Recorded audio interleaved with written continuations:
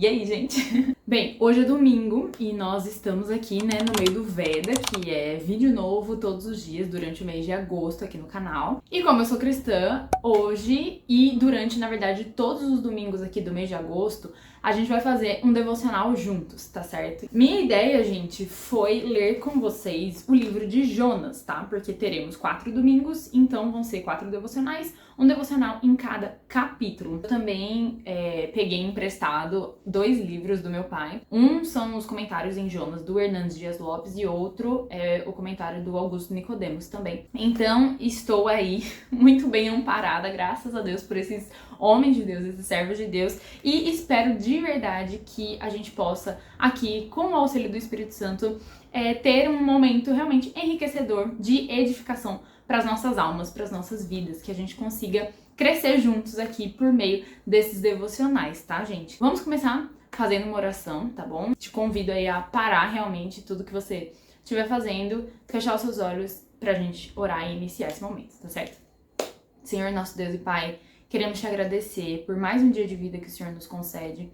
E, ó Deus, eu quero te pedir agora, em especial, pela minha vida e pela vida dessa pessoa que está assistindo esse vídeo nesse momento, ó Pai, que eu não sei quem é, mas o Senhor sabe.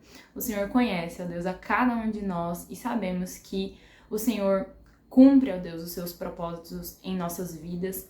E te pedimos, ó Deus, agora nesse momento que o Senhor nos ampare, que o Senhor nos sustente, que o Senhor nos ajude a estarmos de fato focados agora na leitura da Tua Palavra, para que nós possamos crescer e aprender mais de Ti e sermos edificados, ó Deus, pelo Senhor. Nos livra, ó Deus, de qualquer distração nesse momento e limpa, Senhor, nosso coração, abre a nossa mente para que estejamos de fato atentos àquilo que o Senhor quer fazer, quer trabalhar em nossas vidas. É o que te peço e agradeço. Em nome de Jesus. Amém. Bem, eu vou começar lendo aqui o primeiro capítulo de Jonas. Se você tiver uma Bíblia, convido você a ler junto comigo, tá bom? Eu vou ler na versão NTLH, certo? A nova tradução na linguagem de hoje. Não é a versão que eu mais gosto, tá bom? Porque eu acho que eles já acabam interpretando algumas coisas que eu acho que não cabe muitas vezes, ou não precisava. Mas enfim, ainda assim é uma versão muito fácil de entender. Como a história de Jonas, a gente vai ver, embora ele seja um livro profético, né? Ele também é escrito numa forma de narrativa histórica. Esse também é um dos motivos pelo qual eu escolhi esse livro, além dele ter 4 capítulos, e como aqui a gente tá num canal onde eu falo sobre livros, então eu acho que isso tem tudo a ver, além de ser um livro da Bíblia, que é o melhor livro de todos, mas o fato de ter essa narrativa histórica acho que ajuda bastante aqui a gente que já gosta, né, de ler, já gosta de ter contato com histórias, a compreender melhor tudo que vai acontecer aqui. Então vamos lá, capítulo 1, versículo 1. Certo dia, o Senhor Deus disse a Jonas, filho de Amitai: apronte-se, vá à grande cidade de Nínive e grite contra ela, porque a maldade daquela gente chegou aos meus ouvidos. Jonas se aprontou, mas fugiu do Senhor, indo na direção contrária. Ele desceu a Jope e ali encontrou um navio que estava de saída para a Espanha, ou Tarsis aqui, ok? Pagou a passagem e embarcou a fim de viajar com os marinheiros para Tarsis, para longe do Senhor. No entanto, Deus mandou um forte vento e houve uma tempestade no mar. Era tão violenta que o navio estava em perigo de se partir ao meio. Os marinheiros ficaram com muito medo e gritavam por socorro, cada um ao seu Deus. E para que o navio ficasse mais leve, jogaram a carga no mar. Porém, Jonas tinha descido ao porão e ali havia se deitado e caído num sono profundo. O capitão do navio o encontrou ali e disse: como é que você está aí dormindo? Levante-se e peça socorro ao seu Deus. Pode ser que ele tenha pena de nós e não deixe a gente morrer. Os marinheiros disseram uns aos outros: vamos tirar a sorte para descobrir quem é o culpado de estarmos nesse perigo. Eles fizeram isso, e o nome de Jonas foi sorteado. Então lhe perguntaram: agora diga, quem é o culpado de tudo isso? O que você está fazendo aqui? De onde você vem? De que país você é? E qual é o seu povo? Eu sou hebreu, respondeu Jonas, e adoro o Senhor, o Deus do céu, que fez o mar e a terra. Em seguida, Jonas contou que estava fugindo de Deus, o Senhor. Aí os marinheiros ficaram mais apavorados ainda e disseram: veja só o que você fez. A tempestade piorava cada vez mais, de modo que os marinheiros perguntaram a Jonas: Que devemos fazer com você para que o mar se acalme? Jonas respondeu: Vocês me peguem e joguem no mar, que ele ficará calmo. Pois eu sei que foi por minha culpa que essa terrível tempestade caiu sobre vocês. Em vez de fazerem isso, os marinheiros começaram a remar com toda a força, tentando levar o navio para a praia. Porém, não conseguiam nada, porque a tempestade piorava ainda mais. Então oraram bem alto assim: Ó Senhor Deus, não nos castigues com a morte, por tirarmos a vida deste homem. Pois és tu, ó Senhor, quem está fazendo isso. E o que está acontecendo é da tua vontade. Em seguida, os marinheiros pegaram Jonas e o jogaram no mar. E logo o mar se acalmou. Eles ficaram com tanto medo do Senhor que lhe ofereceram um sacrifício e lhe fizeram promessas. O Senhor ordenou que um grande peixe engolisse Jonas, e ele ficou dentro do peixe 3 dias e 3 noites. Bem, gente, vamos lá. Eu cresci numa igreja cristã, né? Então, desde criança, eu ouço a história de Jonas e acho que muita gente, mesmo quem não é crente, já ouviu a história do homem que foi engolido por um peixe. É muito interessante porque eu lembro que, na minha cabeça, desde sempre, Jonas tinha fugido, né? Ele tinha desobedecido a ordem de Deus, ele não queria ir para Nínive, porque eu achava que ele estava com medo, já que Nínive era a capital do Império Assírio, certo? Que era aí a grande potência, a grande nação nesse período histórico. Jonas, ele era profeta, ele era galileu e na época ali do rei Jeroboão II. A gente encontra melhor essa história lá nos livros dos reis. Portanto, como as nações viviam ali em pé de guerra, eu achava, né, e sei lá, acho que pela forma como sempre foi contado pra mim, eu achava que ele não queria ir pra Nínive, não queria estar lá na capital do Império Assírio, porque ele tinha medo de sofrer alguma retaliação daquelas pessoas. Mas estudando, eu entendi que, na verdade, Jonas, não é que ele tinha medo, mas é que ele, sendo profeta, né, ele já era um profeta estabelecido, certo? A Bíblia, ela não mostra mais nada, assim, da história de Jonas, com exceção de uma partezinha lá em 2 Reis, não lembro agora, não anotei aqui a referência, mas tudo indica que ele já era um profeta estabelecido em Israel e que, assim, o povo de Deus não tinha dúvidas de que ele era um profeta. Então, quando ele recebe ali, né, o chamado de Deus, ele não questiona Deus, né? Aqui fala, né, que Deus falou para Jonas: apronte-se e vá para Nínive, e ele se aprontou, mas não foi. Ou seja, ele recebe o chamado de Deus, ele entende o que ele tem que fazer, mas ele escolhe não ir. E ele não escolhe porque ele ficou com medo. A gente vai ver isso, eu já tô dando até um spoiler, veja bem, lá do capítulo 4. A gente vai ter certeza disso no capítulo 4. Mas eu já vou falar aqui pra vocês sobre isso, porque me chamou realmente muita atenção.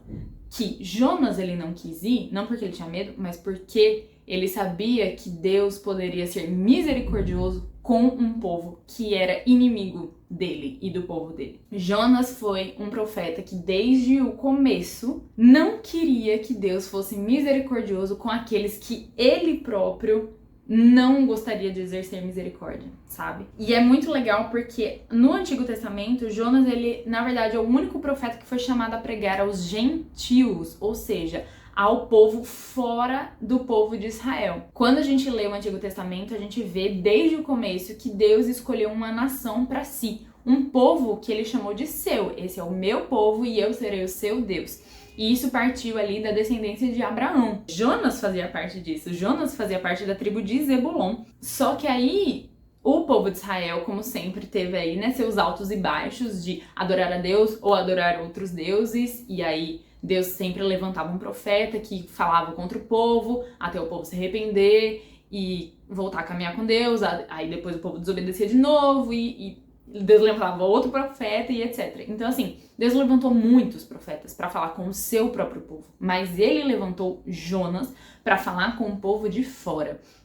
E isso é muito legal, porque lá no Novo Testamento que a gente vai realmente entender que, na verdade, embora Deus tenha escolhido, sim, uma nação para ser santa, para ser sua, para ser salva, ele não resumiu a salvação apenas ao povo de Israel. Pelo contrário, o intuito, né, do Senhor sempre foi que Israel, na verdade, fosse um luzeiro para as outras nações. Que a partir de Israel houvesse salvação sobre toda a terra, em todas as nações. E isso vai ficar muito mais evidente, muito mais claro depois do ministério de Cristo lá no Novo Testamento. Mas desde o Antigo Testamento a gente consegue perceber esses sinais.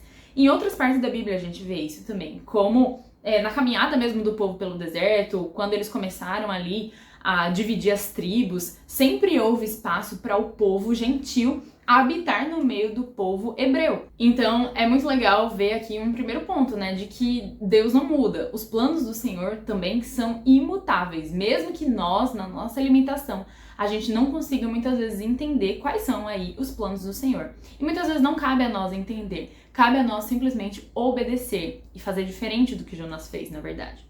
Uma coisa muito legal que eu vi, tanto no comentário do pastor Hernandes quanto no comentário do pastor Augustus, é que o foco da história de Jonas não é Jonas, não é o grande peixe, não são os ninivitas, não é a planta que vai aparecer lá no final. Não, o foco dessa história é Deus. E na verdade o foco da Bíblia toda é Deus, é quem Deus é.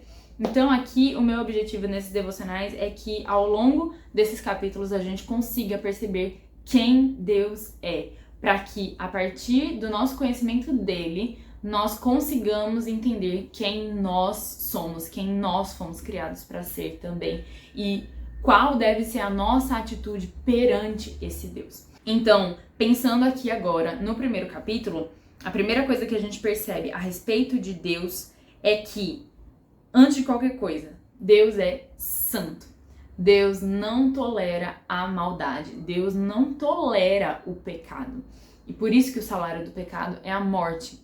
Porque quando Deus deu a vida, né, quando Deus cria todas as coisas, ele criou perfeito e o pecado destruiu tudo. Então, a consequência disso é a morte, é a destruição daquilo que se tornou imperfeito. Deus não tolerou o pecado nem dos ninivitas, porque no começo fala, né, que a maldade daquela gente chegou aos seus ouvidos, né? A malícia daquele povo chegou até o Senhor. Mas Deus também não tolera a maldade de Jonas, a desobediência de Jonas, a insensibilidade de Jonas a um povo que iria sofrer a condenação. Então perceba que Deus não faz acepção de pessoas nem para a correção e a disciplina, e nem para exercer a sua misericórdia. Então é aquilo, ao mesmo tempo em que nosso Deus é justo e por causa da sua justiça e por causa da sua santidade, ele não tolera o pecado. Da mesma forma, Deus é misericordioso e amoroso e bondoso e compassivo. Então, Deus escolhe também ter misericórdia e restaurar aquilo que estava perdido. E por isso que quando Cristo vem, ele consuma tudo isso. Porque Cristo paga o preço necessário contra o pecado, Cristo morre, mas ele ressuscita. Ou seja, há a restauração, há a reivindicação da vida sobre a morte. Isso é perfeito. E por isso que eu creio nesse Deus, né? Porque ele me resgatou da morte, ele me trouxe para a vida juntamente com Cristo. E da mesma forma que Deus fez isso comigo, eu sei que ele pode fazer isso com você, se você ainda não foi resgatado, ou com qualquer outra pessoa. Independente de se eu gosto dessa pessoa ou não, se eu acho essa pessoa boazinha ou não, Deus não faz essa acepção. Mas ele simplesmente chama, ele convoca os seus. Outra coisa que a gente pode aprender sobre Deus é que ele é todo-poderoso e soberano sobre tudo. Ninguém é capaz de impedir a mão do Senhor de agir quando ele quer. Quando Deus fala, Jonas, vai, e Jonas fala, ah tá, tô indo, mas não vai. Deus move a natureza para cumprir a sua vontade. E Jonas ainda teima, Jonas dorme, Jonas não ora, quando até o povo inimigo começou a orar pros seus deuses e Jonas ficou lá, né, tipo, tá bom, então, porque a tempestade não parou. Talvez se Jonas tivesse orado, a tempestade tivesse parado, não sei. O ponto é que Deus fez a sua vontade, independente da vontade humana. A ponto daquelas pessoas que estavam ali naquele navio perceberem que aquela tempestade não era natural, era um agir sobrenatural, porque ela não cessava, era algo totalmente diferente. Então, não adianta, sabe? Não tenta brigar com Deus não, porque a gente sempre vai perder. Outro ponto sobre o Senhor. A fidelidade dele é maior do que a nossa. Ele é misericordioso e fiel, mesmo quando nós somos infiéis. A fidelidade do Senhor não é dependente das nossas ações. Ele é fiel. Ponto. Isso faz parte do caráter dele. E isso nos constrange a sermos fiéis a esse Deus que é sempre fiel. Nós sabemos que nós somos incapazes disso. E por isso que nós precisamos pedir sempre, todos os dias, o auxílio, do Espírito Santo, o auxílio do Senhor. E orar a ele. E esse é um outro ponto, inclusive. Ele sempre ouve as nossas orações. Jonas entendeu aqui, o que ele deveria fazer e pediu para ser jogado no mar. E depois que a tempestade se acalmou, até o povo inimigo, o povo que não temia a Yahvé, que é o Senhor, o Deus de Jonas, eles se curvaram diante do Senhor e oraram e agradeceram e fizeram sacrifícios a esse Deus. A Bíblia não fala se esses homens foram de fato convertidos ou se essa ação deles foi simplesmente por temerem, por terem ficado com aquele temor. Mas uma coisa é certa, Deus ouve as orações daqueles que invocam o seu nome, daqueles que de fato sabem com quem estão falando, reconhecem quem ele é, sabe? E por isso nós podemos, pedir o auxílio dele em todas as situações. Então vou trazer 3 breves aplicações aqui pra nós, pra gente meditar nisso e realmente colocar em prática. Aplicações são isso, obviamente. A primeira delas é descanse no Senhor. Não como Jonas fez. O sono de Jonas era o sono de uma pessoa que está fugindo da ordenança do Senhor. É um sono da ignorância, é o sono do desprezo, é o sono de quem diz, eu não quero nem ver o que é que tá acontecendo, então eu vou ficar quieto aqui na minha. Não é esse tipo de descanso que a gente deve ter. Enquanto eu tava lendo, eu pensei muito na passagem lá da frente que mostra Jesus no barco com seus discípulos. O descanso que a gente tem que ter não é o descanso de Jonas, é o descanso de Jesus, o descanso daquele que sabe em quem ele crê e que sabe por que ele faz o que está fazendo, em obediência ao Senhor, em obediência ao seu Pai.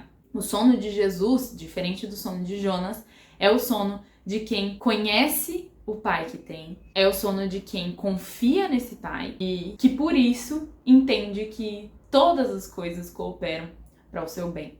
Claro que ali, nesse exemplo que eu estou dando, estamos falando do Senhor Jesus, aquele que é o Deus que aparece aqui também, que é capaz de controlar os céus e a terra e o mar. Mas ainda assim a gente é capaz de aprender com ele que nós devemos temer ao Senhor em amor, reconhecendo quem Deus é e sabendo que é a ele a quem nós servimos. Então, descanse no Senhor. Não confie aí no seu próprio entendimento, não confie nas suas próprias estratégias, naquilo que você acha que deve acontecer ou não. Mas simplesmente se entregue ao Senhor sabendo que nós estamos caminhando rumo à eternidade.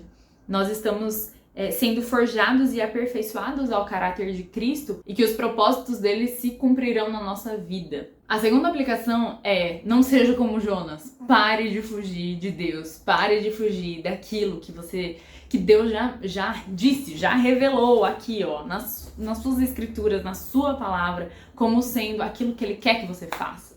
Deus quer que a gente obedeça aos seus mandamentos. Se você diz que ama o Senhor, então você deve obedecer aos seus mandamentos. Eu tô falando lá dos 10 mandamentos, sim, e que Jesus explicou também mais pra frente, no Novo Testamento, lá em Mateus. Ele explica as aplicações, as implicações desses mandamentos. Cara, obedeça, para de tentar arrumar desculpa e justificativa pra pecar. E pense nisso, a teimosia obstrui o amor. A teimosia de Jonas impediu que ele fosse amoroso, que ele demonstrasse misericórdia e compaixão.